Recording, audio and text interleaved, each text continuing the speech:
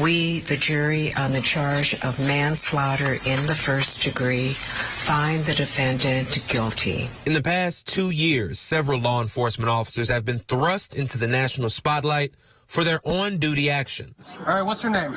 George. George? Perry Floyd. A few of those, like Kim Potter and Derek Chauvin, have been convicted of violent felonies. From my perspective, putting an individual like that in general population, that's an invitation for disaster. Cameron Lindsay is a former warden. He served as warden for 12 years at 5 facilities. Derek Chauvin, you could argue, is America's most hated person. Lindsay says for these officers who are convicted, being a former cop plus the high-profile nature of many of their cases puts them at risk behind bars. In a high-security environment, there are inmates that will be waiting at the door, so to speak, that will want to investigate and will assuredly find out the background to some degree on every inmate that comes in that door. As a general rule, law enforcement officers, former law enforcement officers, will have a very difficult time adjusting. Jason Van Dyke, the former Chicago police officer who murdered Laquan McDonald in 2014 and has now been released, was reportedly attacked while in a Connecticut prison. They put my husband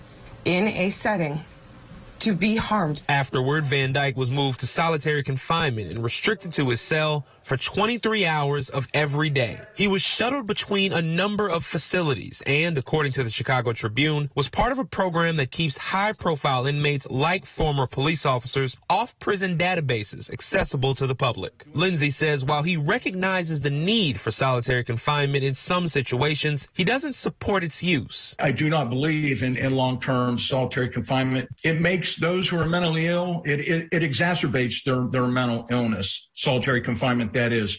And those who are not mentally ill, long-term solitary confinement will make them mentally ill, is my experience. After being convicted of murder in state court, Derek Chauvin reached a plea deal with federal prosecutors to serve his sentence in a federal prison rather than a state-run facility. Similarly, Gregory and Travis McMichael, convicted of murdering Ahmaud Arbery, requested a similar deal from federal prosecutors. A guilty plea in exchange for serving out their sentence in federal prison. It's disrespectful. I mean, I've like Lee shared earlier, I fought so hard to get these guys in state prison. That deal was ultimately rejected by a judge when Arbery's family called the sentence to federal prison too lenient. Lindsay says there's nothing soft about federal prison. Those are all secure facilities. None of them are representative of something soft or club fed or whatever.